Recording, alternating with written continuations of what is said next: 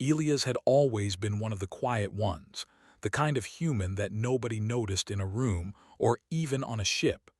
He was not a pilot, not a soldier, not even a scientist in the classical sense. He was a systems technician assigned to the Odyssey, a human exploration vessel that was part of the Frontier expansion fleet. Humanity had spread across dozens of star systems now, yet it still felt small compared to the endless darkness of space. For Elias, this mission was nothing extraordinary, just another scan of a barren moon orbiting a gas giant in the distant Iridian system. The moon was dull and gray, scarred with deep canyons and ridges that suggested violent geological activity in its past. The rest of the team had expected nothing more than minerals and perhaps traces of water ice. Yet as they began scanning the surface, Elias noticed a strange energy pattern beneath the crust. At first, he thought it was a glitch in the equipment.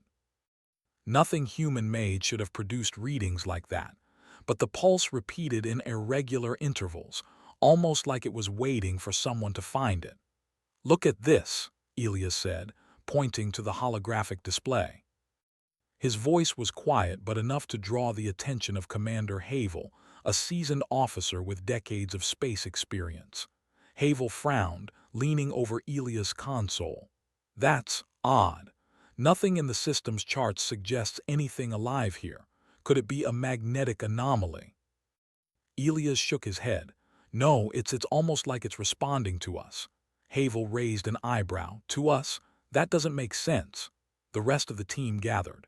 Sensors flared, instruments beeped, and all at once the barren moon seemed to hum with a presence.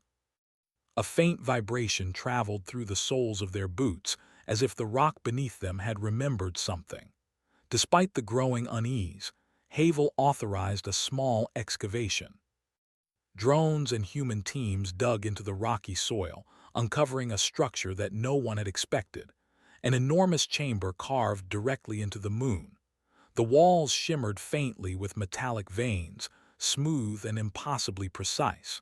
It was not natural. Nothing in human engineering came close to this.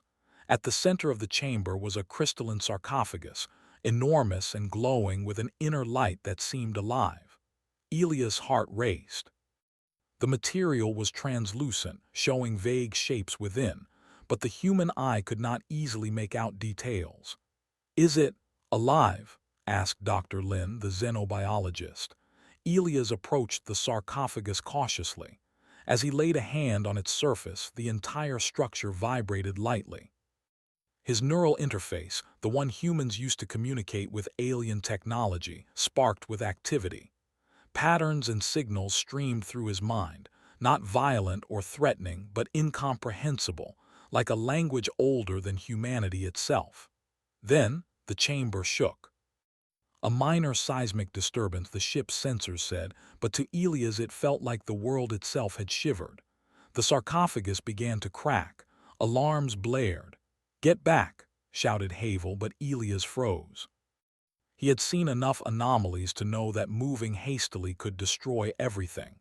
And then, instinctively, he connected directly to the neural interface, letting his consciousness reach into the sarcophagus. The air shimmered. Light filled the room and a voice, not mechanical, not human, filled his mind. "Who awakens me?"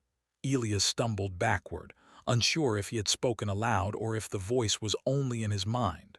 The words were soft, yet carried authority that demanded obedience and respect. I'm human," he managed to say, his voice trembling. The sarcophagus split open.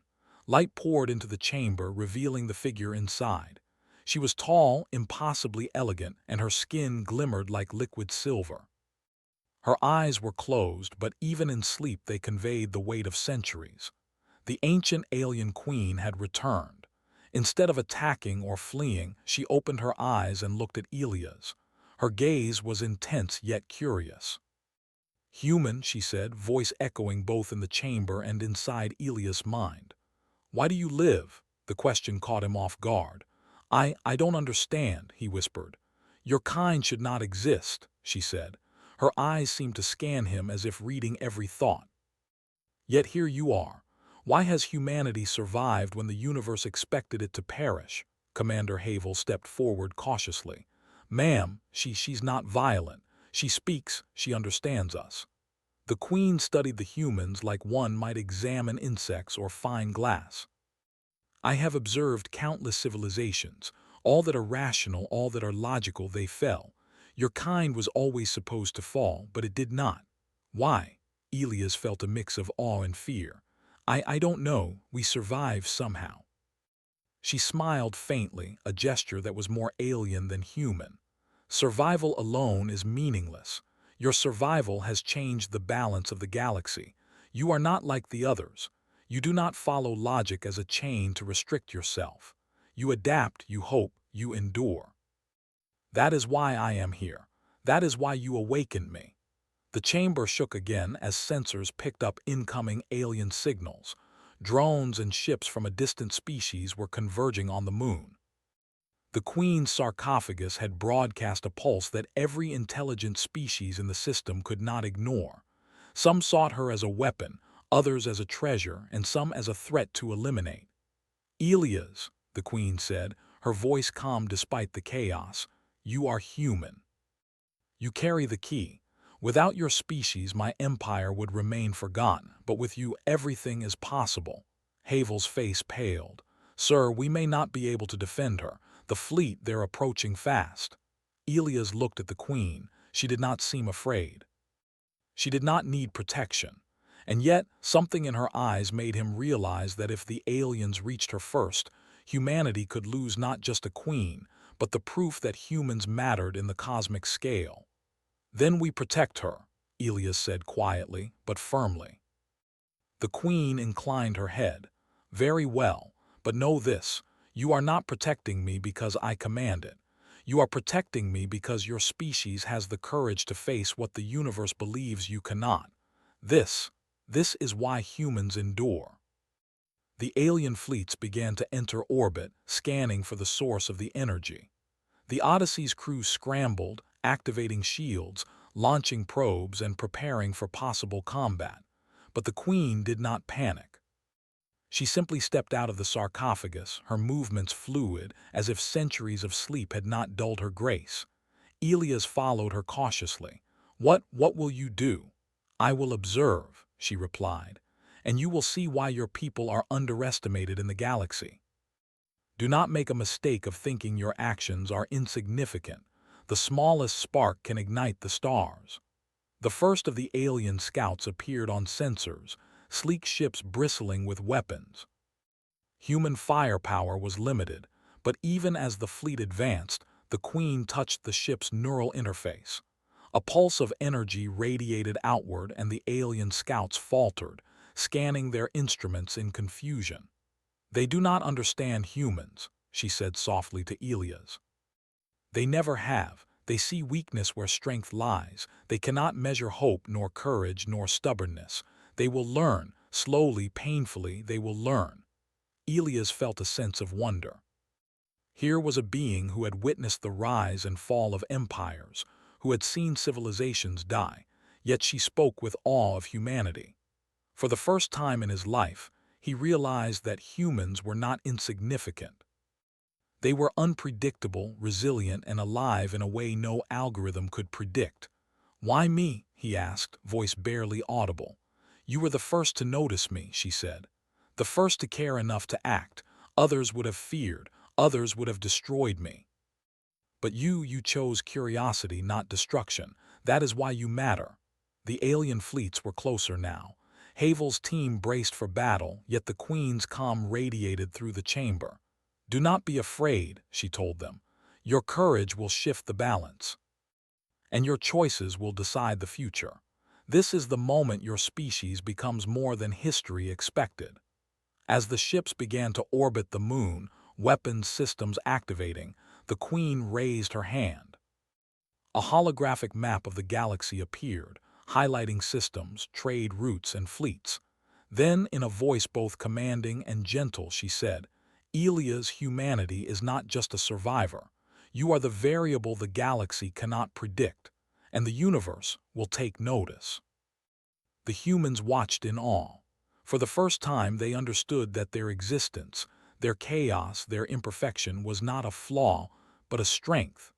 The galaxy had underestimated them, and in doing so had left the door open for humans to change everything.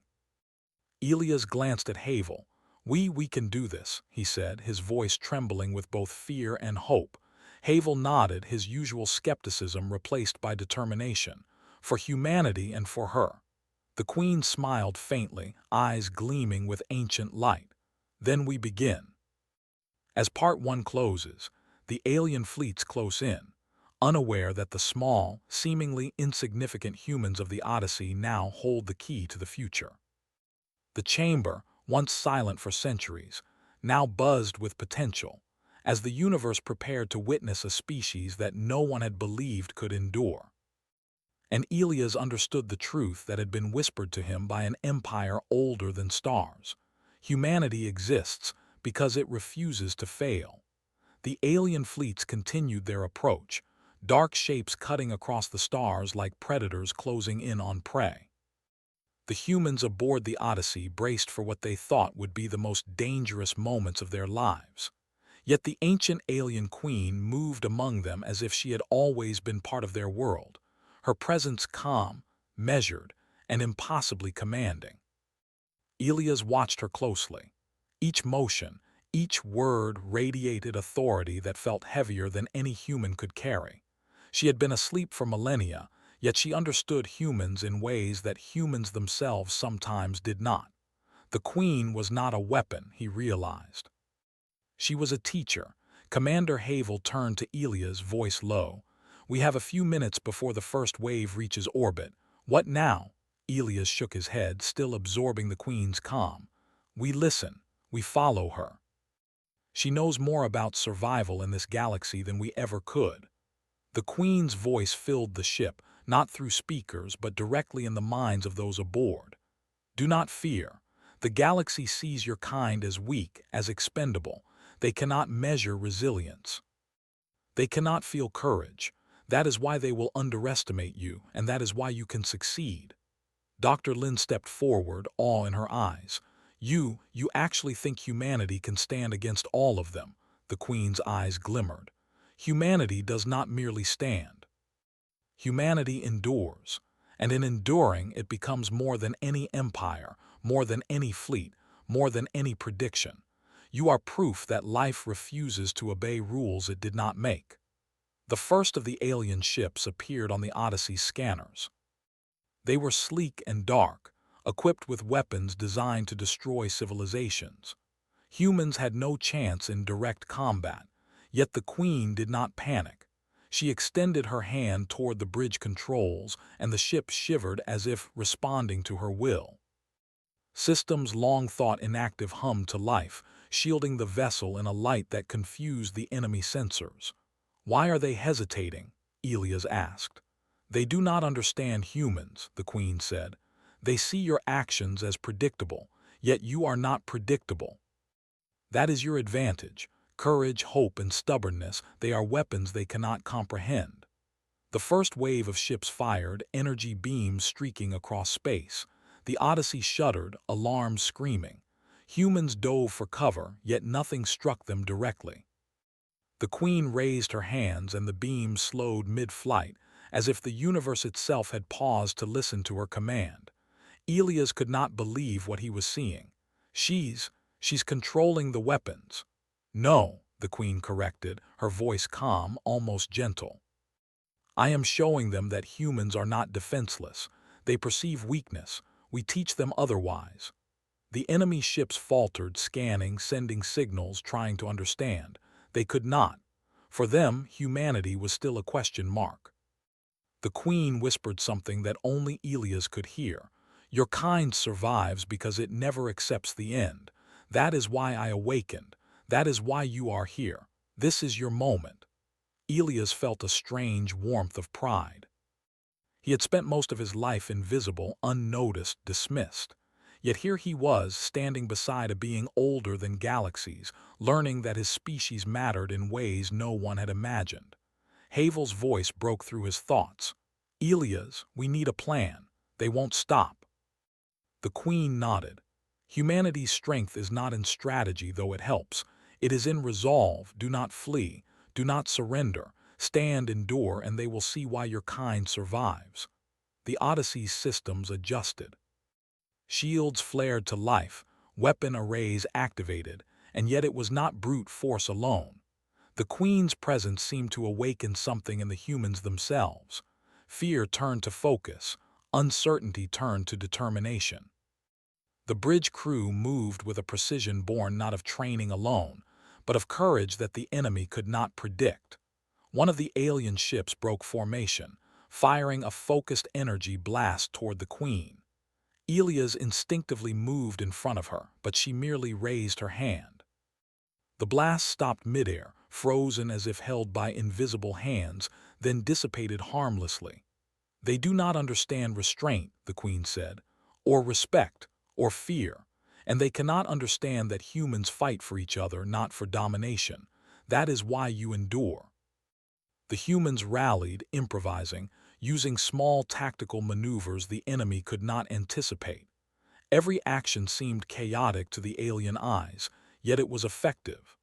The Queen's presence guided them, not by controlling them, but by inspiring them to see their own potential. Elias could feel the energy of the chamber, the ship, the Queen herself. It was overwhelming, yet empowering.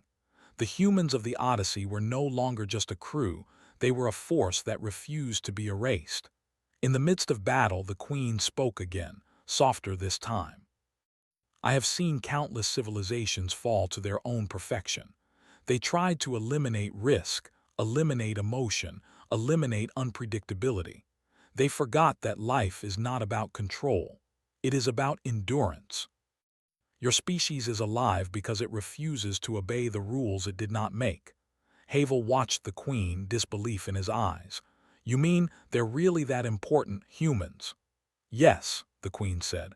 Not because you are the strongest, not because you are the fastest, but because you survive where others would fail.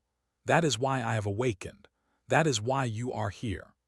As the enemy fleet faltered under the combination of human ingenuity and the Queen's subtle influence, Elias realized the full weight of her words. Humanity had been studied for centuries by advanced civilizations, deemed expendable, weak, and chaotic. Yet here they were, standing in the stars, unbroken, unbowed. They had survived not because they were perfect, but because they refused to surrender. The alien fleets retreated, unable to anticipate the humans' adaptability and courage. It was not a victory by numbers or technology, but by spirit. The Queen observed quietly, her eyes gleaming with approval. You see, she told Elias, your survival has meaning. It is proof that life cannot be predicted, controlled, or destroyed so easily. The galaxy assumes rules, limits, and logic. Humanity ignores them. That is why you endure. That is why you are proof of possibility. Elias felt a lump in his throat. He had spent his life feeling small, insignificant, unnoticed. Yet the Queen saw him and his species as something extraordinary, something that could not be calculated. What now? He asked. The Queen's gaze swept the human crew. Now we show the galaxy that humanity is not a curiosity, not a mistake, but a force that cannot be ignored. Your courage today is only the beginning. Over the following weeks, the humans worked alongside the Queen. She shared fragments of her ancient knowledge, technology, history, and insights into civilizations that humanity could barely comprehend. But she also taught Elias and the crew about something more subtle, the value of unpredictability, hope, and moral courage. The galaxy thrives on certainty, she said one evening, gazing at the stars from the observation deck. Civilizations fall when they assume they can predict everything. Your kind thrives because you do not. You make choices not because they are safe, but because they are necessary, because they are right, or at least because you refuse to stop trying. Elias nodded, understanding more than he could put into words. Humans had survived famine, war, disease, and extinction events, not because they were the strongest, but because they had persisted. In every failure there had been learning, adaptation, and endurance. The Queen's presence became a beacon. Other civilizations that had once dismissed humanity began to observe cautiously, reevaluating everything they believed. The humans of the Odyssey became ambassadors of a new understanding, that life was unpredictable, valuable, and not easily defined by logic or fear. Elias walked the corridors at night, reflecting on the events. He realized that humanity had been given a gift, the chance to prove that survival was not weakness. He looked at the Queen, now resting in her chamber, and whispered, "Thank you for showing us who we really are." Her eyes opened, glowing softly. "No, Elias, I did not show you who you are. I reminded you. Your species already carries within it the truth, that life is a choice, that endurance is power, and that courage is more dangerous and beautiful than any weapon." As humanity prepared to return to known space, carrying the Queen under their protection, Elias felt a sense of purpose unlike anything before. The galaxy would not see humans the same way again. They were no longer an afterthought.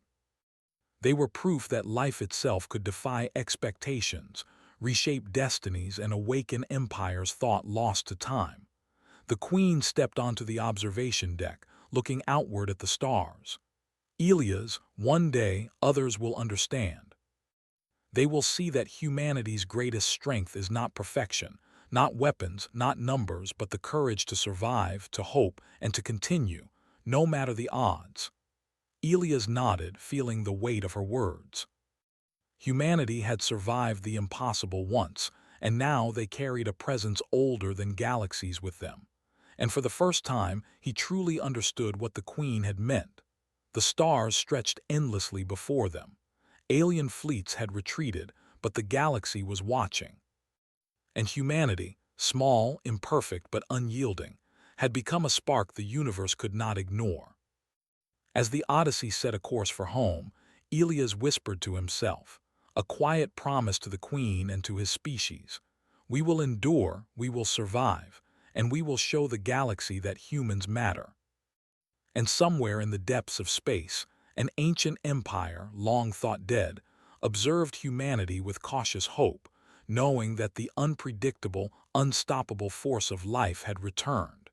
Humanity's journey was only beginning. The Queen turned to Elias, her gaze steady and full of purpose. "Do you understand now?" she asked. "Yes," Elias said, a smile forming. "We exist because we refuse to fail." And with that, humanity sailed onward, no longer small, no longer unnoticed, carrying a legacy older than the stars, and the knowledge that they were the proof that life itself could never be calculated, controlled, or erased.